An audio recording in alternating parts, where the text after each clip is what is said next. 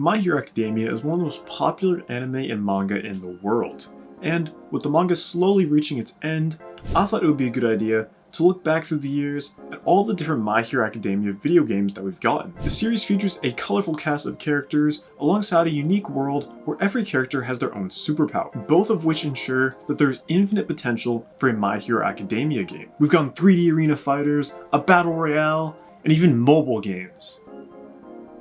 Oh wait, that's it. I played every My Hero Academia video game. Our first My Hero Academia console game is a 3D arena fighter called My Hero Academia Battle for All. It was released exclusively on the 3DS on May 19th, 2016, only in Japan. What's interesting about this game's release is that it came out in the midst of Season 1 airing. Season 1 aired from April 3rd to June 26, 2016, meaning this game must have been in development before the anime even started airing. However, the manga had been publishing since 2014, so they had some material to work with, but it still seems strange to me that their first game would release while the first season is airing and not after it's proven its popularity. But, like I said, it was released exclusively in Japan on the 3DS, so even if it completely bombed, it probably wouldn't have impacted much. And well, did it bomb? I don't know. I have found no information about how well this game performed. The Metacritic page has no reviews, there's no Wikipedia entry, Famitsu apparently gave it a 31 out of 40, and according to 4gamer.net, it sold 5,607 copies in its first week of sales.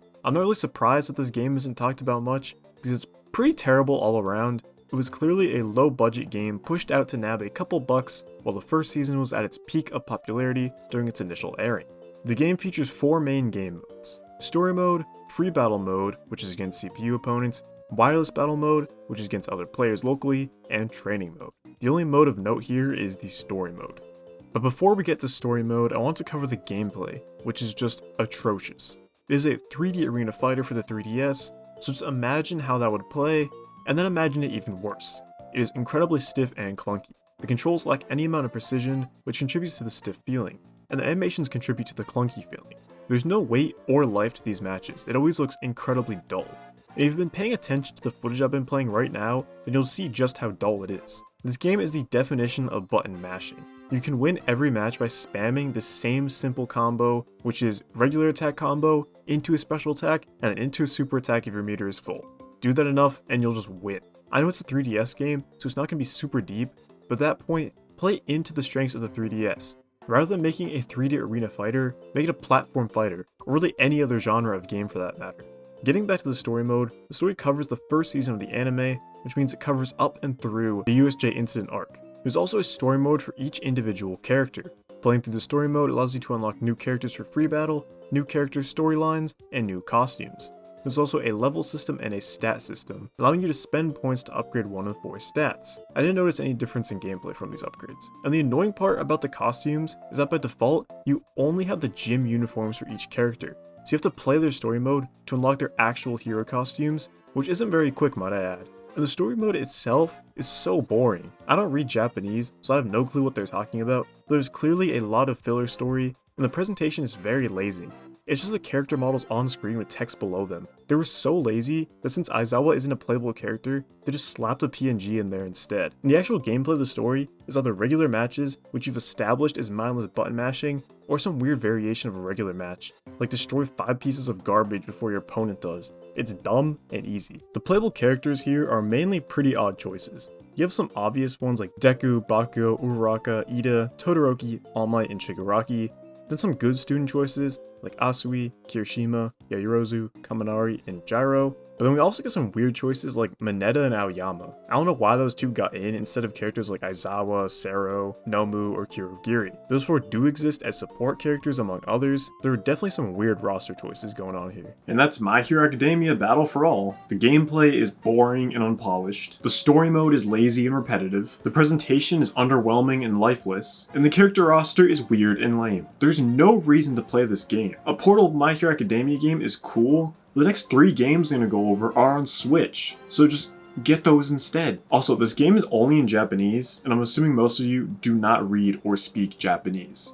And even if you do, it's still not worth it. My Hero One's Justice is our next console game, as well as our second 3D arena fighter. It was released in Japan on August 23, 2018, while the rest of the world had to wait until October 26, 2018, but luckily it was actually released worldwide, unlike Battle for All. It was also not a 3DS exclusive, as it was released on Nintendo Switch, Xbox One, PlayStation 4, and PC via Steam. It received a generally above average reception, sitting at a critic score of 68 and a user score of 6.5 on Metacritic. It also sold decently well, having sold over 500,000 copies by January 2019. You might be able to guess already, but Once Justice suffers from some of the same problems as Battle for All, albeit to a much lesser degree. However, I believe that fundamentally they both exist for the same purpose, which is to exploit the series' popularity and make a quick buck, while only spending a few bucks. Let's start by discussing the gameplay, which I am happy to say is infinitely better than Battle for All. However, it is far from perfect. It was released around the same time as other 3D arena fighters like Jump Force, 7 Deadly Sins, Knights of Britannia, and more. So many anime fans were already suffering from 3D arena fighter fatigue,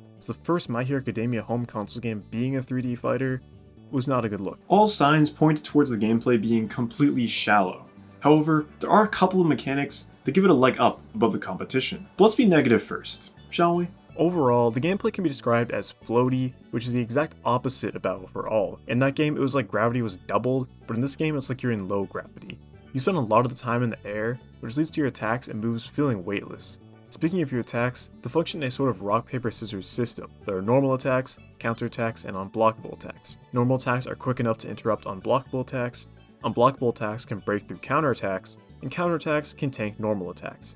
While most arena fighters will usually only have normals and unblockables, the introduction of the counters brings a new level of strategy and thought to the gameplay that's not found in many other arena fighters. The other bit of praise I can give it is that combos are pretty fun to learn and develop. However, there's only so much you can do before the gameplay starts to feel repetitive. Once you come across a character with a good special attack, or even just a good combo, you'll probably just end up spamming it over and over. It doesn't help that there's a simplified control mode that just executes combos for you automatically, meaning you can quite literally just spam one button and win. But is there anything fun to do with the combat? Not really. The main game mode here is the story mode. It is very apparent that it was just tacked on because the game needed some single player content. The story covers from the second half of Season 2, that being the Hero Killer arc, up to the first half of Season 3, that being the Hideout Raid arc. The main presentation for the game is just animated comic strips using screenshots from the anime. There are a couple of 3D animated cutscenes in the story, but they are few and far between, and very poorly animated. Since the overall story content is only one season's worth, it includes some filler missions, which just equate to random side characters wanting to train with each other. Which I don't really understand why they included that, instead of just starting from Season 1, but okay. I will, however, give the story mode some credit though. They have both a hero and villain side to the story, so it's essentially two story modes in one. However, the worst part of the story mode, beyond the cheap presentation, is that there's no variation to any of the missions. Every mission is the same, it's just a regular battle. And while regular battles against actual people can have some level of depth to it, matches against CPU opponents boil down to just spamming specials or combos. If there were some unique boss fights like in Naruto Storm games, or at least a worthwhile presentation, then would have some reason to play the story mode. But as it stands, there's no reason to play it. But what about the characters? We have a better roster than Battle for All. We have less students but more villains, which I think is better. We have 20 characters in the base roster and 3 DLC characters.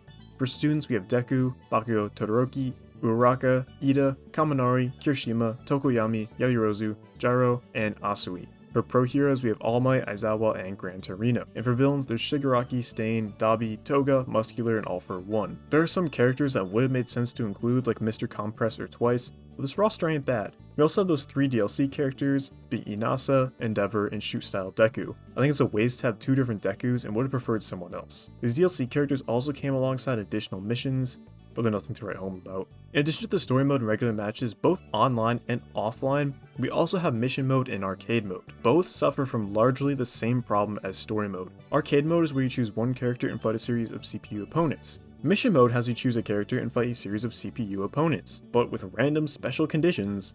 It's all the same stuff. The only incentive to really play these single player modes is to unlock costumes. The character customization feature here is actually something I like. You're able to unlock different costumes, color swaps, and accessories to kit out your character in unique outfits. These unlockable accessories actually got me to play more single player offerings in order to unlock more. This game looks fine. The character models aren't ugly looking, except for when they're in story cutscenes. But my real issue with the graphics is the obvious cut corners. For example, when you use an ultimate attack in a match, and say the attack actually taking place in the stage you're fighting on, you're randomly teleported to some smoky desert. It's stuff like that that just screams cash grab. Overall, My Hero 1's Justice is better than Battle for All in every way, shape, and form, which shouldn't be surprising, like, at all. It did offer some level of depth to its fighting, as well as a good roster of characters, but there are too many inclusions, like the subpar animation and the story mode, that just rub me the wrong way and really remind me that I'm playing a low-budget cash grab. I can't recommend playing My Hero 1's Justice now or ever, considering the next game on our list. The third console game is also our third 3D arena fighter, My Hero 1's Justice 2.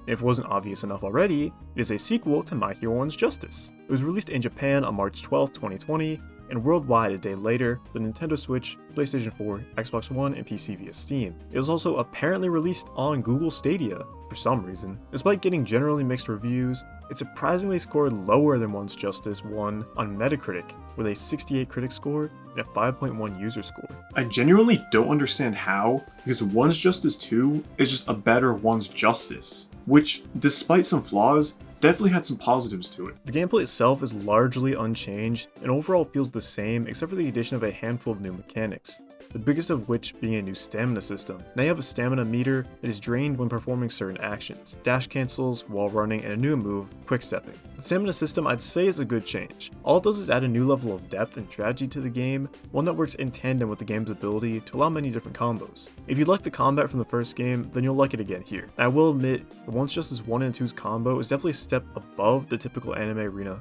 fighter. The story mode is kinda better than the first. This time around, the story covers the events of the second half of Season 3, that being the Hero License exam, up through the Shiha Sakai arc, which is the first half of Season 4. It's presented in much the same way, using animated comic strips that just reuse screenshots from the anime. Again, there are a few 3D animated cutscenes in there which do look better than the first game's cutscenes, but still nothing to write home about. Really, the only improvement over the first game is that there's now one unique boss fight. Yeah, like the last mission is just a boss fight against Chisaki, and that's the only mission that's not just a regular match. And this leads me to my main point. There's nothing worthwhile to do. Arcade and mission mode are back, but again, they're just regular matches. There are more accessories and costumes to unlock. That's not to keep you playing for much longer.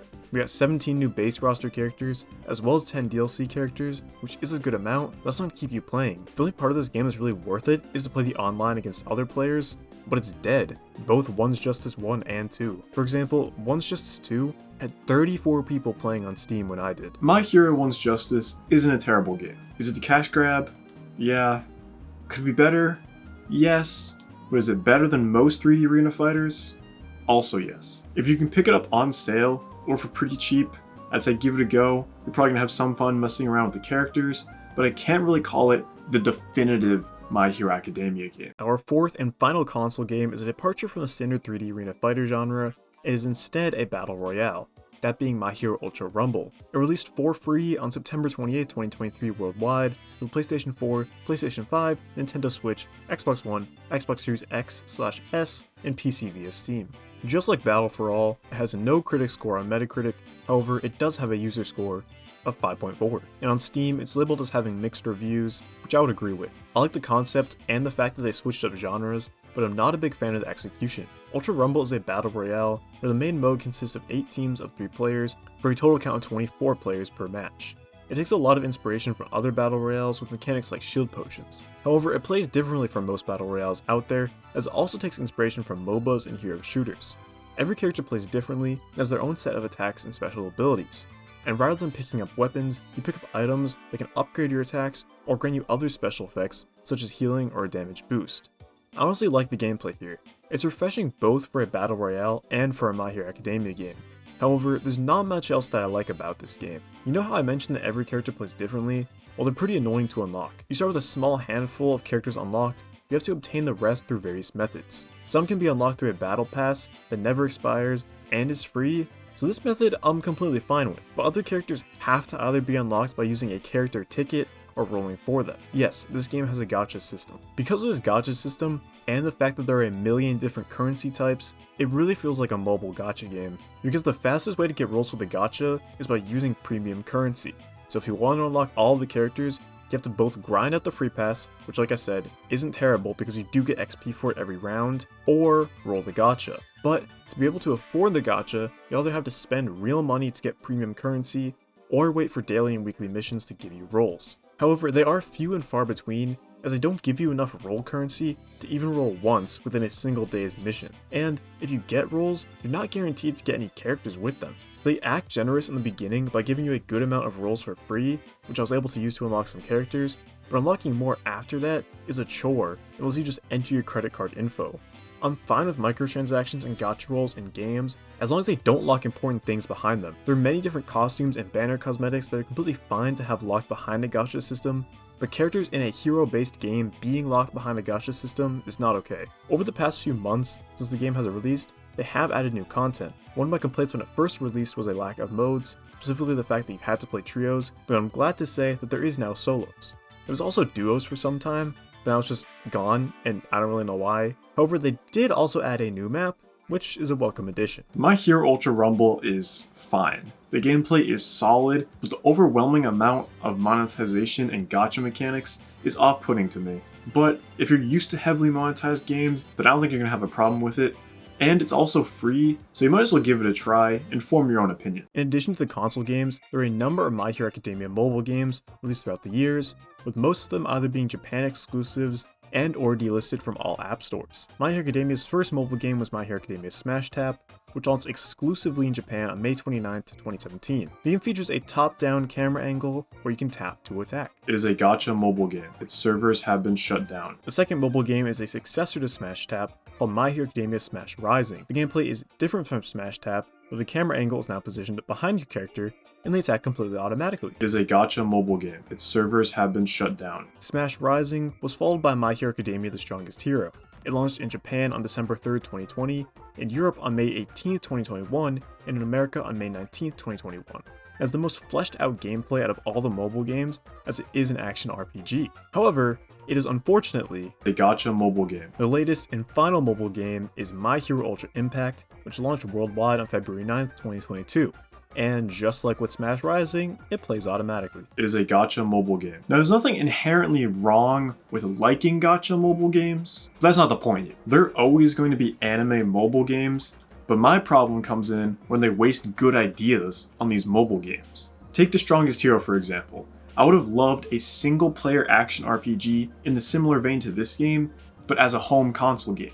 But no, instead it was used on a mobile game. If we really want to, we can also count Jump Force as a My Hero Academia game. Jump Force is a crossover 3D arena fighting game featuring a variety of characters from Shonen Jump's vast history of published manga. The game was developed in honor of Shonen Jump's anniversary. Deku is in the base roster, while All Might, Bakugo, and Todoroki are all DLC characters. I do not like Jump Force. Not many people do. So I would just recommend getting My Hero One's Justice 2 instead. I would actually heavily recommend getting One's Justice 2 instead, because Jump Force is not available for purchase on digital storefronts anymore. Which means you can't buy the DLC anymore, which means you can't buy 3 out of the 4 My Hero Academia characters anymore. And how can we forget about Fortnite? So what did we learn from all this? I don't know. My Hero Academia has had some games over the years. The first 3 console games sort of built upon each other, while the latest quite literally built upon the previous game, because it was a sequel, that was the point. And the final console game did do something unique, which I commend it for. We've also gotten some spin-off and mobile games, which are inevitable with a property like My Hero Academia. However, I still think there's huge potential for My Hero Academia game. I feel like the most requested concept for My Hero Academia game is an open world MMO RPG where you can create your own hero or villain and fight alongside others, as well as characters from the series. I would love to see this concept in action, but if we can't, I think the next best thing would be an action RPG like The Strongest Hero, just for home consoles. Oh, am I kidding? We'd be lucky to even get My Hero One's Justice 3.